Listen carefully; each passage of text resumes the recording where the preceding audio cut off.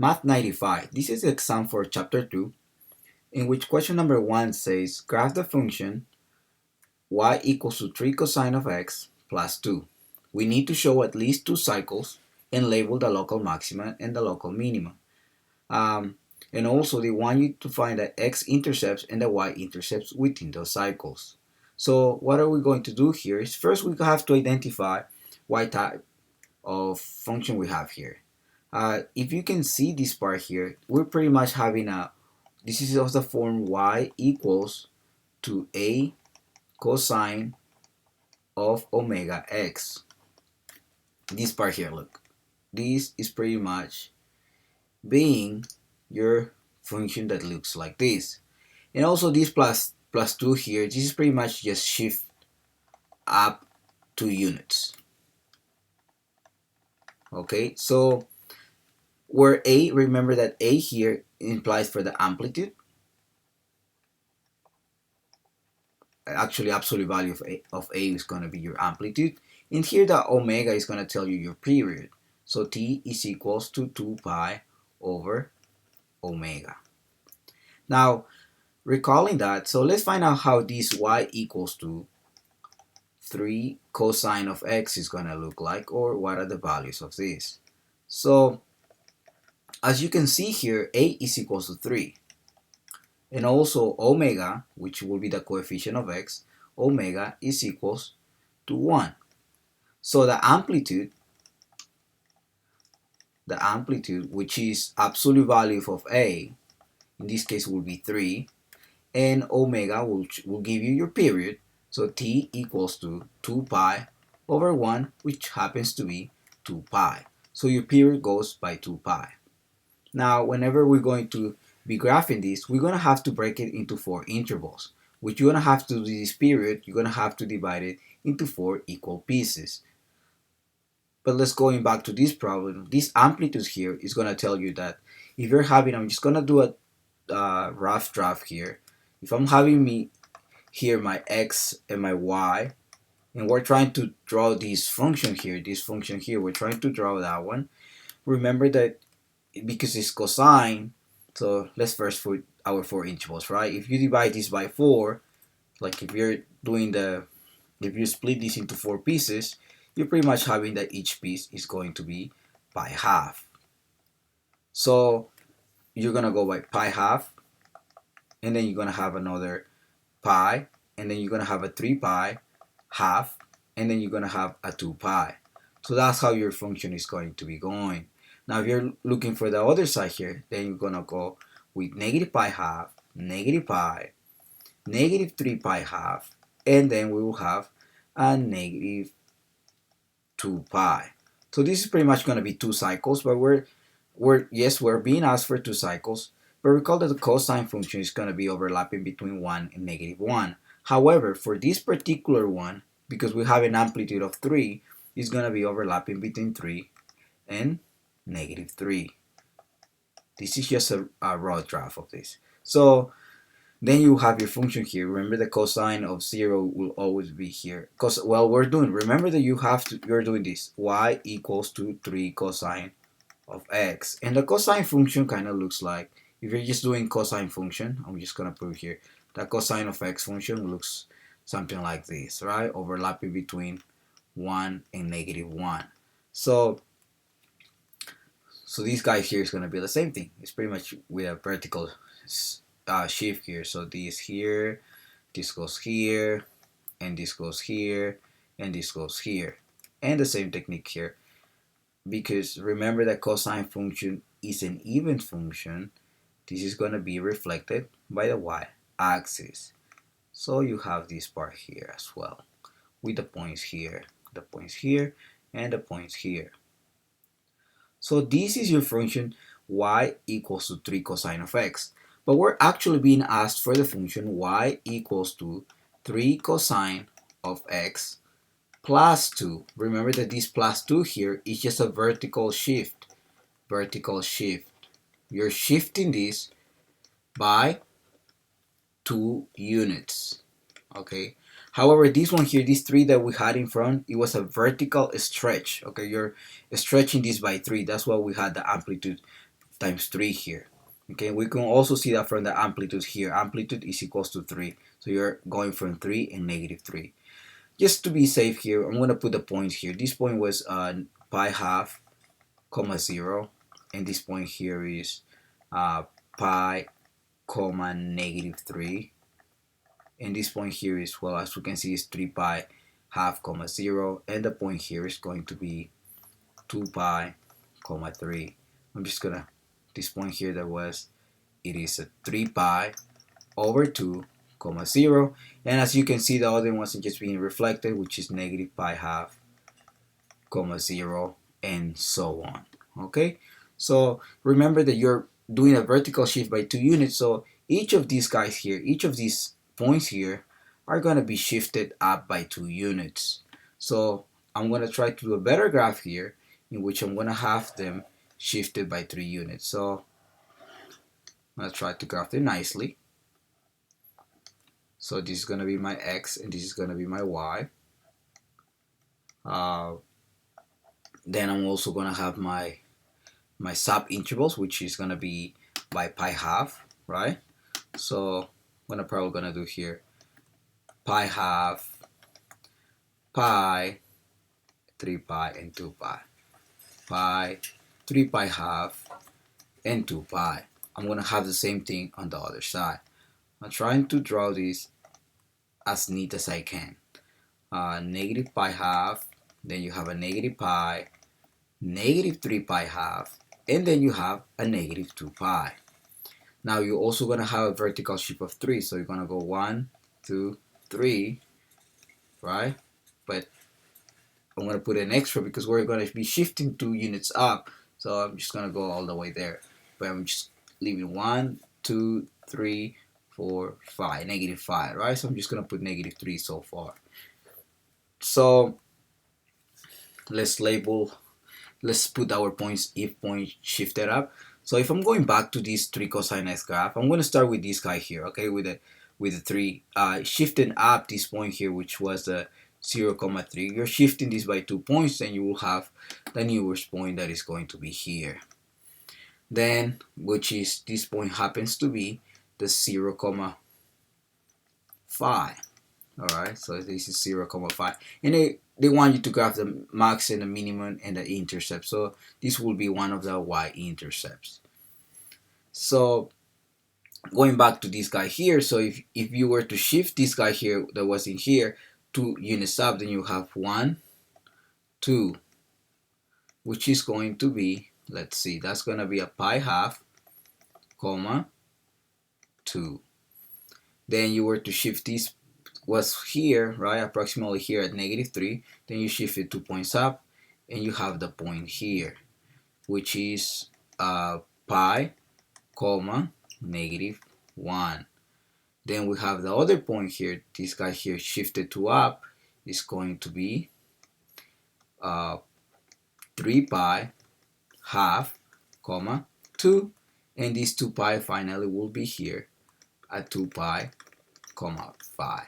And also remember that these functions are even, so they're pretty much reflected. So this one is reflected here, which is the negative pi half, comma 2, and then you're reflecting this guy here, so it's just gonna be somewhere around here. They just want you to label the max and the mean, so I'm putting this guy here, which was my mean as well. So it's negative pi, comma 1. I'm just labeling everything just to be safe here. Then you're gonna have to reflect this guy all the way here,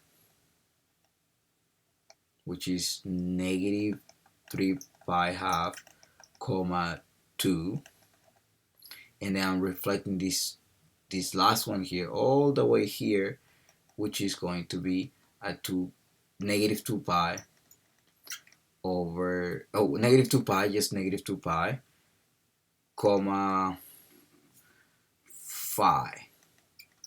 So now let's do our graph here. Remember that this is continuously going, so I'm gonna try to make a rough draft here. It looks something like this. Okay, and then remember that because we're just doing 2 cycles, we're gonna end there. But this will actually keeps going. We're just focusing on 2 cycles. So here we go. Okay, so then it goes down here and then it goes up. There you go. All right, so we're showing at least 2 cycles and label the x and the y minimum points. Okay, so for this particular problem, the x and the y intercept are pretty much going to be here. I believe they just want you to locate that this is the x and the y intercept. So this will be the x and the y intercept, because we do not have enough tools to solve this one yet. However, if you wanted to find the x-intercept, remember that the x-intercept happens when y is equals to 0. So you will have to do 0 equals to 3 cosine of x plus 2. And then here we have to solve this cosine of x, which you actually will have negative 2 equals to 3 cosine of x. Then you divide by 3, then you have the cosine of x is equals to negative 2 over 3. And then you have to find cosine inverse, something that we haven't been covering yet. So therefore, all they wanted you to do is pretty much find these points here, or they wanted you to include the x-intercept from here, from the previous, like y equals to 3 cosine of x. So this will be enough. This will be enough. But do not forget that we can label our local max and local mean. So I'm going to put just here the local max and the local mean.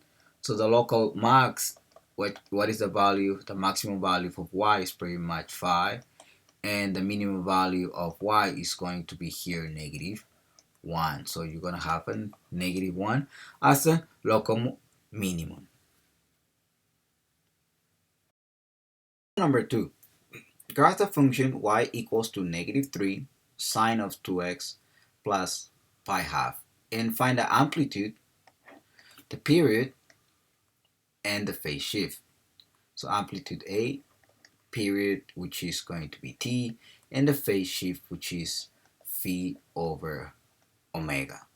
But sometimes the professor just tells you that this is slightly differently.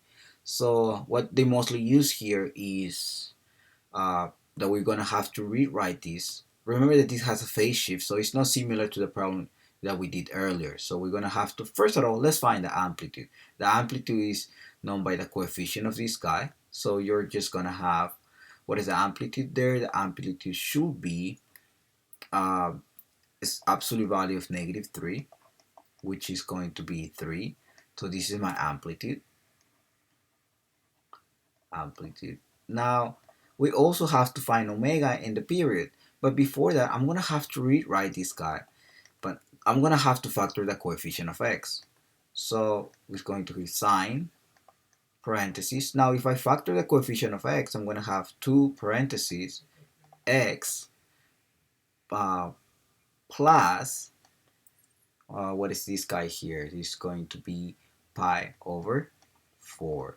Now also, because remember that the phase shift here should start here with a negative number. So if I rewrite this guy here, I'm going to write this as sine of 2, which this 2 is going to be your omega, x minus the phase shift here is going to be this guy here. Alright, so yes, I know it looks a little bit complicated, but this is the way that they probably want you to do it, where here's going to indicate the absolute value of this guy is your amplitude, here is your omega, and this guy here is your phase shift.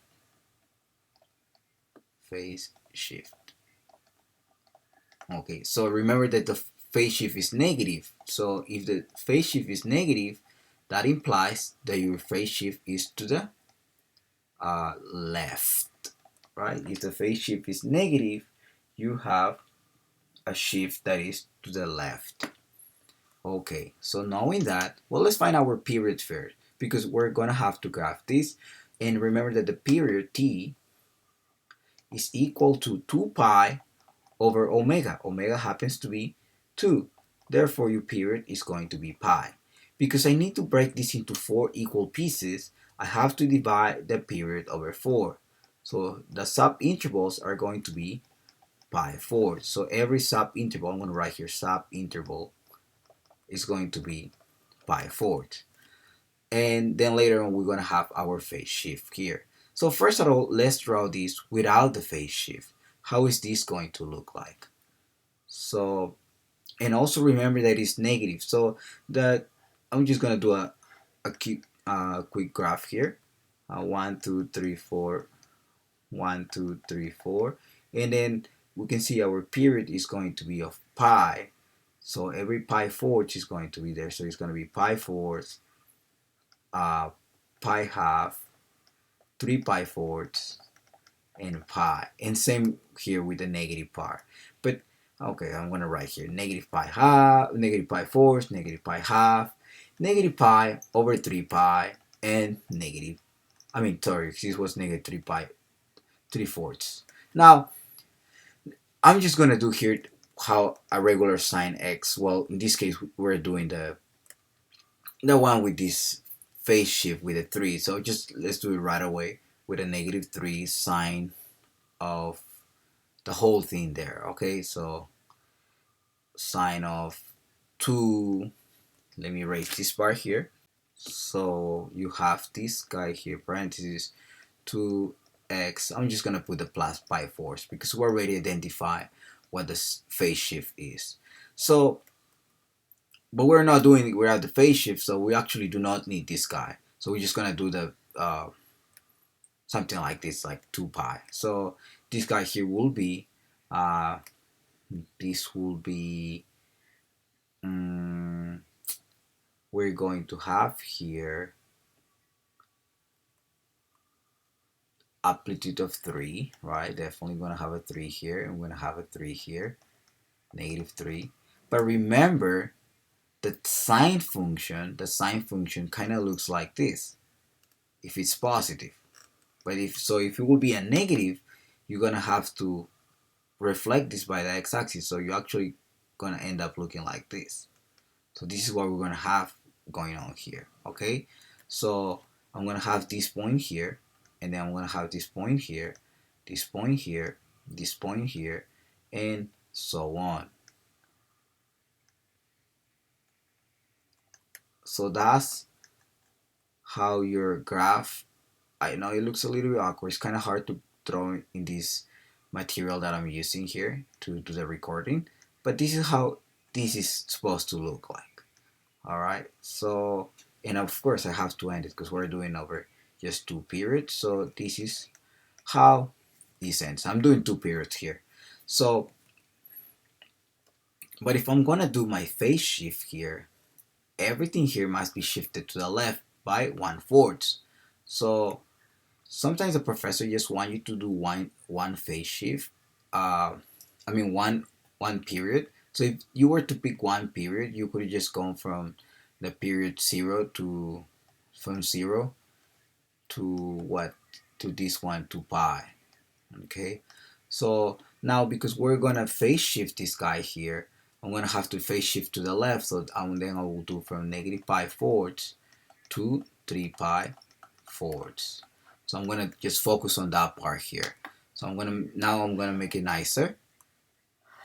I'm gonna go here, x and y, and then I'm gonna still have my 4 divisions, 1, 2, 3, 4 divisions, and I'm gonna have just a standard 3 here and a negative 3 here, and I'm gonna have here 1, 2, 3, 4. All right, just for the sake of it, but let's focus on just one period. This is one period here. So if you were going to do here, you're actually moving the previous thing that we had here. We're actually moving this you were just shifting it by pi 4. So what it actually was here is going to be shifted here. What it was right here on top is just going to be shifted here. But we're not focusing on this part. We're actually just going from negative pi fourths to 3 pi 4. So we're actually just going up to here. We're just going to focus on one period. So your answer is going to be here, and then actually this guy that was here is going to get shifted here, and just following the synoidal graph. This is how your graph is supposed to look at just one period. So we're just doing one period here. You can do more period if needed, just depending how your professor will ask you, but I'm just gonna do one period here because apparently they didn't say anything here. They say graph the function between these and find the amplitude and the period and the shift of the function. Well, if you just wanted to do more periods here, you can just apply to it. So remember, it's not gonna be that hard. So just pretty much filling this guy here, filling this guy here, and filling this part here, and so on here. So this is actually coming down, and your phase shift will look like this. And you also need to label a couple of points. So let's label just a couple of points for the sake of it. So I'm just probably, then I'm gonna have to do pi fourths here, then pi half, and then pi, and negative pi half here, and then I have a negative 3 pi half, and then I have a negative pi. Sorry, this was here a negative pi, 3 pi fourths. Okay, so just labeling the points here, I have pi half, comma 3, and then I have here pi fourth, comma, what is this one here, comma 0, definitely. So this guy here is 3 pi fourths, comma 0, and this guy here is gonna be a pi, comma negative 3. And the same technique here, you're gonna have with a negative pi fourths, comma 0, then you're gonna have here a negative pi half, comma 3, and then you will have here let's see what would be here, will be a negative 3 pi fourths, comma 0, and this guy here will be a negative pi, comma negative 3. So this will be your graph of y equal to negative 3 sine of 2x plus pi half. Remember that your amplitude, because they ask you for the amplitude is 3.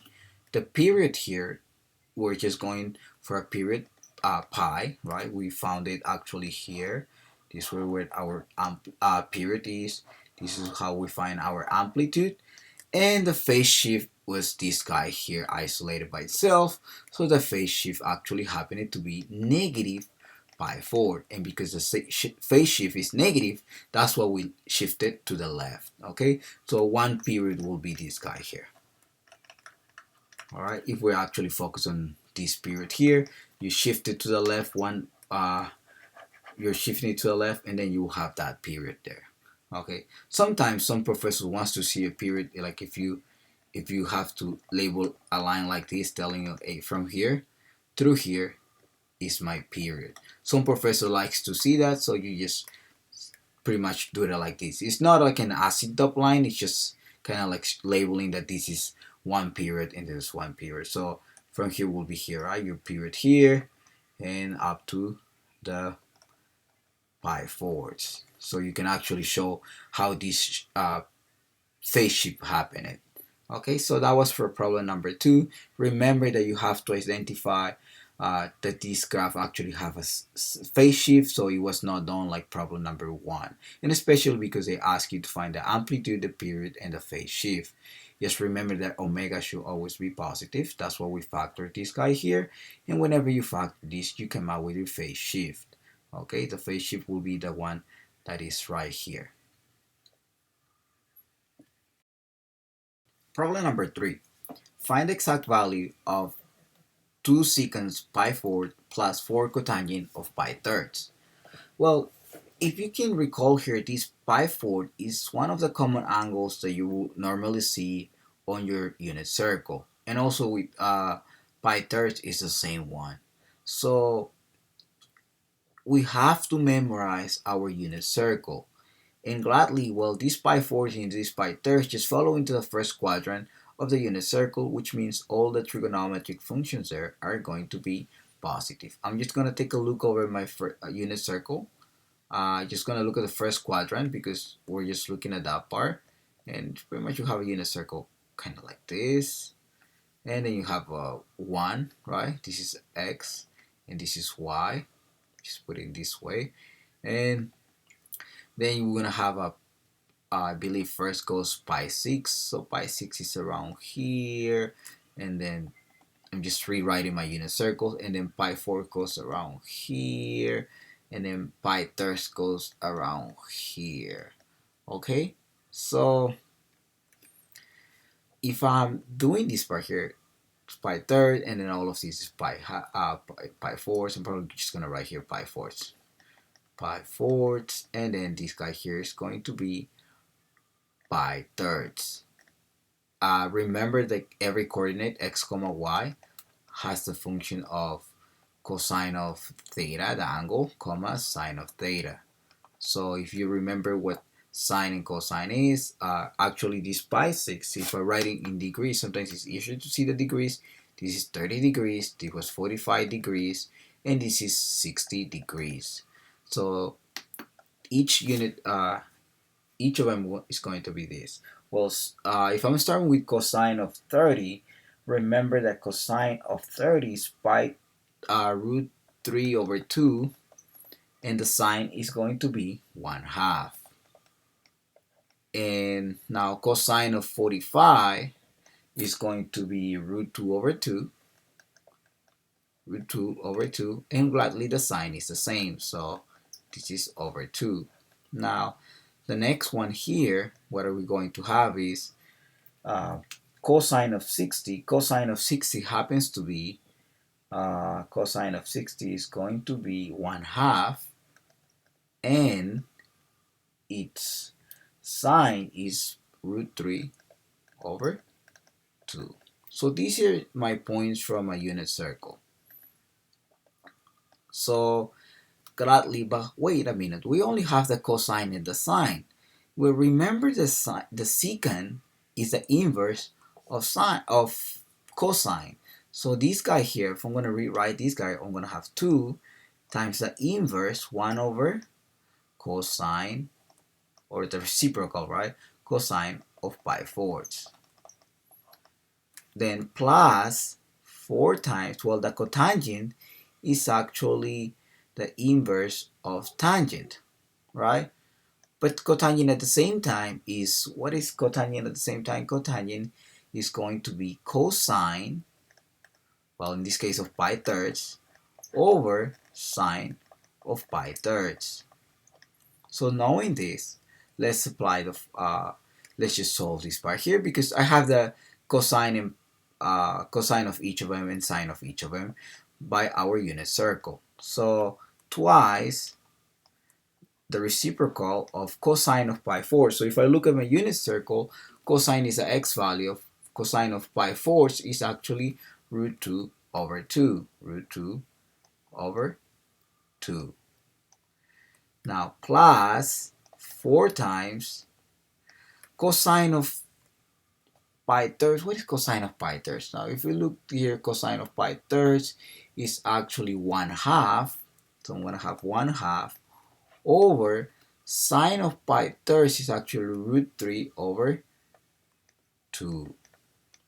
Now, gladly, since this guy here over here is the reciprocal of this, I could just put 2 times the reciprocal of this is going to be 2 over root 2, plus what I have to do here is probably going to have to do some applications here.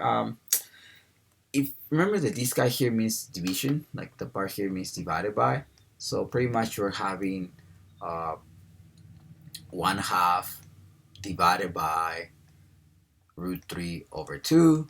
Then you change this to a multiplication statement, then you have this guy here. And actually these 2 goes away and you are left with 1 over root 3. So you have 4 times 1 over root 3. Now these 2 guys together, I'm just gonna write this equal here on the side. So you have 4 over root 2 plus 4 over root 3. Now it seems like we have to rationalize these guys here. So I'm going to rationalize them. So times root 2 times root 2 times root 3 times root 3. So what are we getting here is 4 root 2 over 2 plus 4 root 3 over 3. Now here you can reduce this right here. So you could reduce this becomes 1 and this becomes 2. But by doing that, not much gets done. So because you will have 2 root 2 over 1 plus 4 root 3 over 3. Then remember you're trying to simplify this part here. So you still got to multiply this by 3. So you're actually getting 6 root 2 over 3 plus 4 root 3 over 3, because we're simplifying all of these together is actually going to be 6 root 2 plus 4 root 3. That will be the exact answer for this particular problem.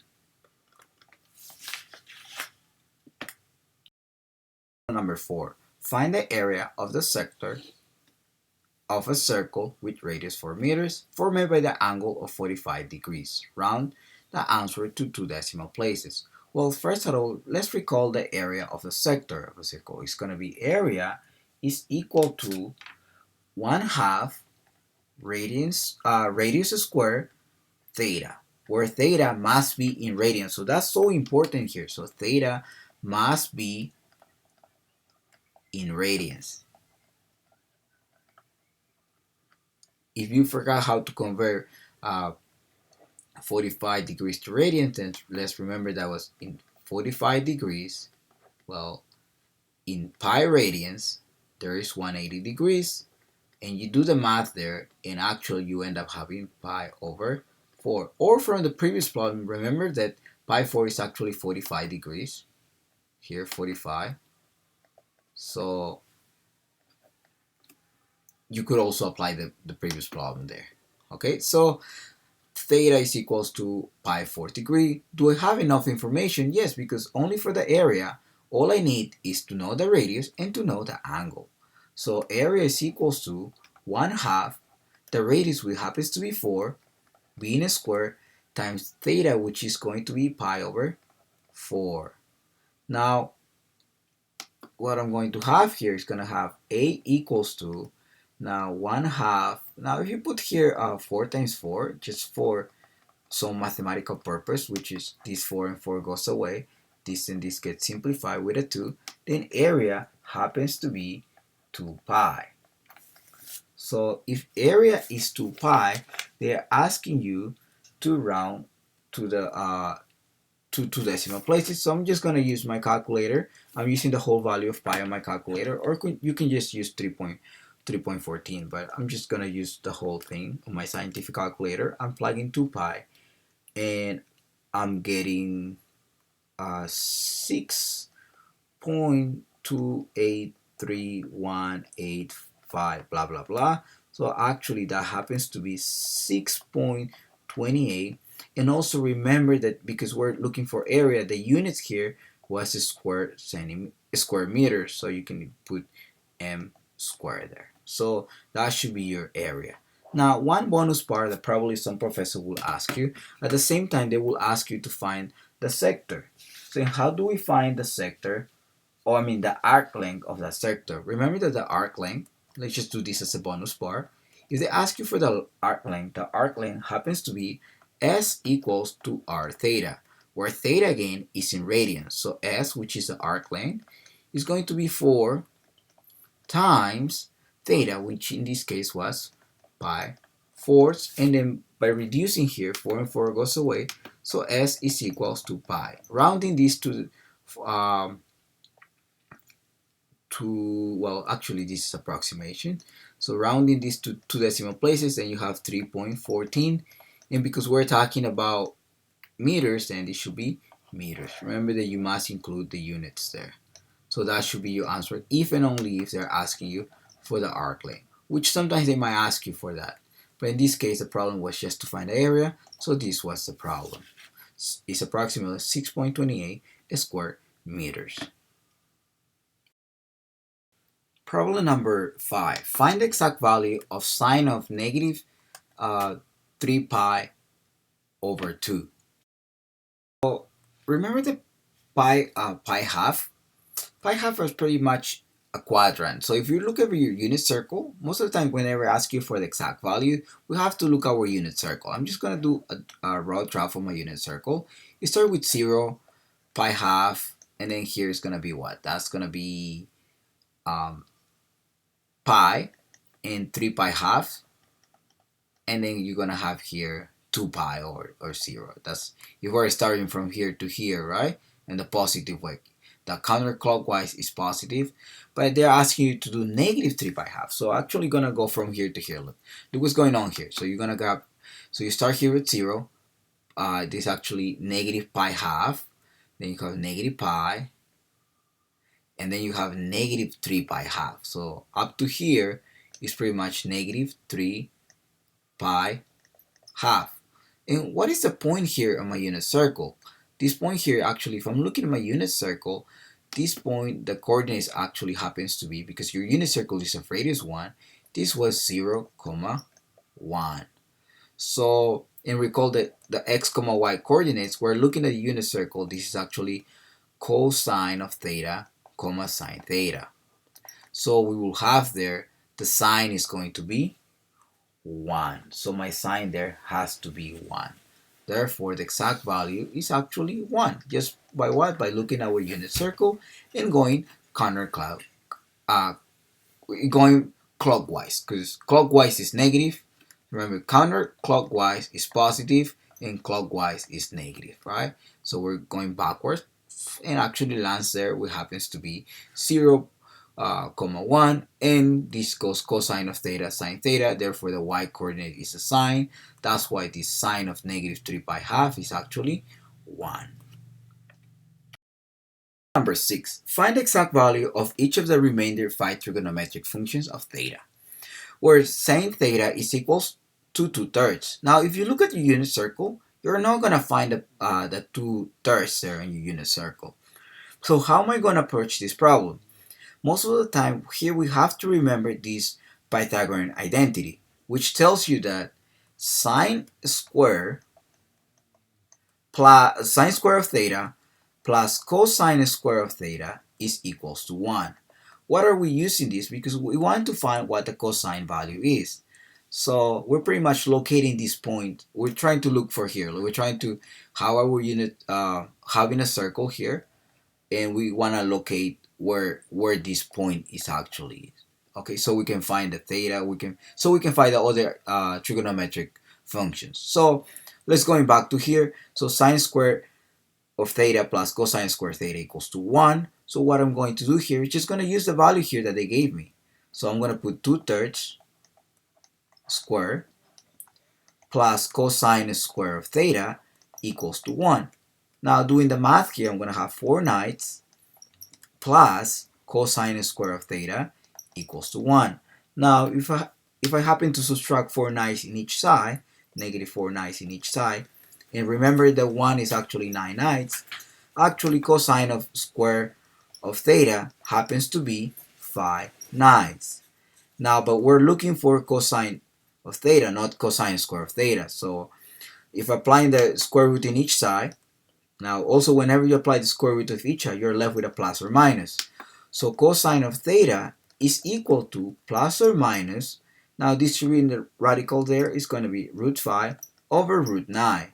And actually root 9 happens to be 3. So cosine of theta is equals to plus or minus square root of 5 over 3. So wait a minute, I'm having a conflict here. So is cosine going to be positive or negative? Which one is it going to be? So this is the hardest part. How am I going to find out? Is it going to be plus or minus? You have to look at the other given condition, that they tell you the tangent of theta is less than 0. So in other words, in which quadrant, which Q is theta? So how are we going to look like? So I'm actually going to draw again my chart here. And remember, who are the positive values? I'm just going to rewrite this part here. Who are the positive values? Here, all trigonometric functions are positive. Here, only sine are positive. Here, only cosines are positive. And only tangents are positive. So, if they're telling you that tangent of theta is negative, then theta is not here because tangents here are positive. So, theta must not be there. They also tell you the sine of theta is 2/3, right? So either theta is here or here, because here where the sine happens to be positive. So in which quadrant will it be? Now, if sine happens to be here, Well, that will not be reasonable, because then if theta happens to be here, that will not happen either. So theta has to be in either of these two quadrants. So which one would it be? Well, here all the trigonometric functions are positive, but we're having this contradiction that tangent of theta is negative. So it should not be here either. The only possibility is that theta is in the first quadrant. Therefore, theta belongs to quadrant 1. I believe they put IQ in your test, or just write quadrant number 1. So then what I'm going to do with this idea, so I'm going to put first quadrant like this. Now that I know that the theta belongs to the first quadrant, the theta is here, then cosine must be negative. Therefore, cosine of theta should be negative pi root 5 over 3. Okay, so once again, I'm going to repeat this part. Here we had a conflict. Cosine of theta is equals to either positive or negative root 5 over 3. The other condition was that tangent of theta is less than 0. So we must locate in which quadrant is theta. So my positive charge is all sine, cos, and tangent. That's in that way. That's where the trigonometric functions are positive. Because tangent is negative, then theta is not here. Theta is not here either. And because sine is positive, then theta should be here. So that's why we say that theta must belong to the second quadrant. I'm sorry, so here should be to the second quadrant. Okay, so it should be to the second quadrant. Now that I know it belongs to the second quadrant, then I have cosine of theta is equals to negative root 5 over 3. Now let's keep going here. Now that I know that, I have my points there, right? I know what my sine is and I know what my cosine is. It's easier to find what my next remainder 5 trigonometric functions will be. So I'm just gonna write all of them here on a list. I'm just gonna write from sine of theta and cosine of theta, tangent theta, cotangent theta, secant theta, and cosecant of theta, equal here, and for each of them. So sine and cosine, we know them. Sine of theta is actually root, what is that, 2/3 it was given. Cosine, which we just found, is negative root 5 over 9. And tangent theta, we don't know it yet. But what we do know is the tangent, because of these identities, I know I'm going to write here in red. So tangent of theta is actually sine of theta over cosine of theta. So, or sine of theta divided by that guy, right? So what I'm going to write here, maybe I'm just going to keep doing, to find the tangent, I'm going to do 2/3 divided by, right? Divided by, or like all over it, or divided by negative root 5 over 9. So just going to go back here. So it's going to be 2/3 times what is going to be the reciprocal, which is 9 over negative root 5. And then solving this guy here, I'm going to go once, I'm going to go 3 times. I'm going to have negative 6 over root 5. But because all our answer must be rationalized, I got to rationalize this guy times root 5 top and bottom. And then I'm going to have negative 6 root 5 all over 5. Or just this part over 5. Okay, so like this. Just going to put this in the middle. So this is going to be your tangent. Now let's find cotangent.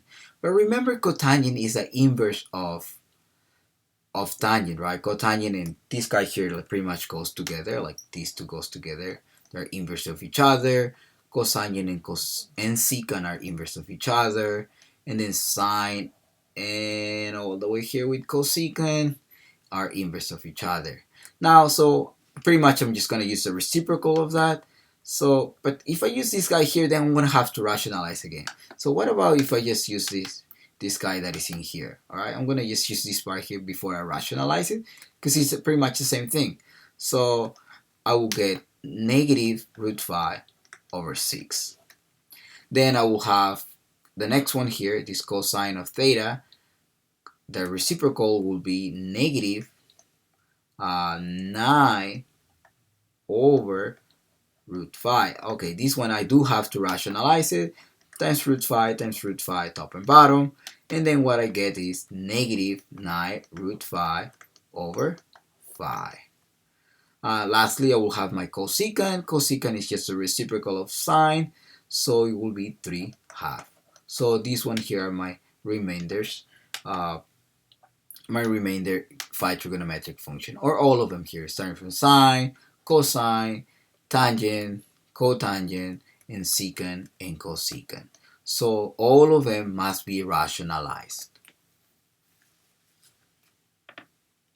Alright, problem number 7. Find the exact value of cotangent of theta plus cotangent of theta minus pi plus cotangent of theta minus 2 pi if cotangent is equals to negative 2. Particular problem, we have to remember, like, if you have a negative pi here, or if you have a 2 pi, pretty much these are going to be periods of it. So remember that cotangent has a period of, so the cotangent has a period of pi. So every pi or every n pi, pretty much cotangent will be the same thing. Remember the cotangent of theta plus n pi, plus or minus n pi, pretty much is equal to cotangent of theta. For sine, it will be different because sine has like a periodicity. Sine and cosine has a period of 2 pi. But in this case, we're dealing with cotangent. So pretty much here, what we're having is, we're having that this guy here, cotangent of theta, is just cotangent of theta. So I'm going to write this again, cotangent of theta. But this, because this part is a period and actually happens to be just negative pi. So this is the same thing as cotangent of theta. Plus this guy here, once again, because the period is just cotangent of theta. Therefore, you have 3 times cotangent of theta. Now, 3 times what happened to be cotangent of theta was negative 2. That was a given data. Therefore, the exact value will be negative 6. Let's go for the next following problem. Find the exact value of 5 times cosine of 90 plus 8 times sine of 270. Now, if you recall your unit circle, that's why the unit circle is so important. If we're looking at the radians, this will be 0, pi half, pi, and 3 pi half, and then 2 pi. But if you're looking at the degree part, I'm going to write it with red. This will be 0, this will be 90 degrees, this will be 180 degrees, and this will be 270 degrees, and this will be 360 degrees. Now, if you have your unit circle here, if I happen to have my unit circle with radius 1, recall that the coordinates are going to be 1, 0, 0, 1, then this one is going to be negative 1, 0, and 0, negative 1. And recall that this goes as cosine of theta, sine of theta. That's how your x and y goes like. So if I'm looking at cosine of 90, cosine of 90 actually happens to be the x-coordinate, which in this case is going to be the 0. So it's going to be 5 times 0 plus 8 times, then sine of 270 is actually the y-coordinate here. So it should be this guy here, which is a negative 1. So 8 times negative 1, well, 5 times 0 is 0, minus 8 is going to be, well, it's going to be negative 8. So that's going to be your answer, negative 8. 9. It says the radius of each wheel of a car is 15 inches. So pretty much this is R. And then they say that if the wheels are turning at the rate of 3 revolutions per second, okay, this is giving you some of the rate, the revolutions per second. How fast is the car moving? Express your answer in inches per second. So in other words, they're asking you for the linear speed. And what is the linear speed? V actually happens to be RW, where W is the angular speed. So this guy here is going to be the angular speed. So I'm going to write probably here with red, angular speed. So I do have radius, but do I have the angular speed? Actually, the angular speed is measured in radians per second. So I need to convert this rate here of revolutions per second to radians per second. So 3 revolutions over second. Well, let's recall that in 1 revolution there is 2 pi radians.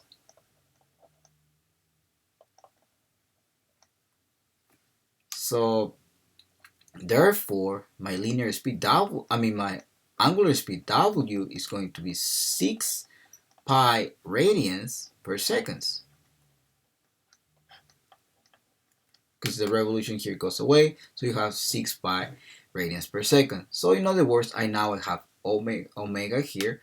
So V is equals to radius, which happens to be 15 seconds, times 6 pi radians per second. So your linear speed now is going to be 15 times 6 pi. So V is going to be, let's see, what is that going to be? I'm going to use a calculator here. 15 times 6 pi. You're having 90 pi. Well, that will be the exact answer. If they were to ask you for the exact answer, it will be 90 pi. And because it's linear speed, that should be in inches per second.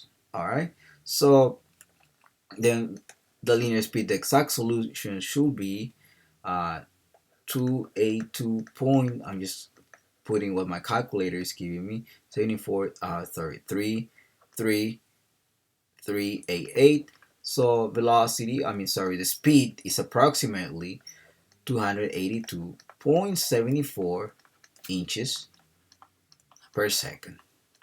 That should be your linear speed. Now let's do problem number 10. It says if the function of theta is equals to sine of theta, so the function is actually just a sine function, and f of a is equals to 1/3, find the exact value of f of negative a. Well, what will be f of a? F of a will be sine of theta. So you're telling me the sine of theta is equals to 1/3, and they actually want you to find this part here will be sine of, this part here will be sine of 8. This part here will be sine of a. Okay, I'm going to erase this part here again. So this should be sine of a. So sine of a is equals to 1/3. So f of negative a should be sine of negative a. So they actually ask you what will this be equal to. Well, recall the sine function. The sine function actually, I'm going to put sine of x function is an odd function. So if it's an odd function, then it's pretty much goes into that sine of negative x is equals to negative sine of x.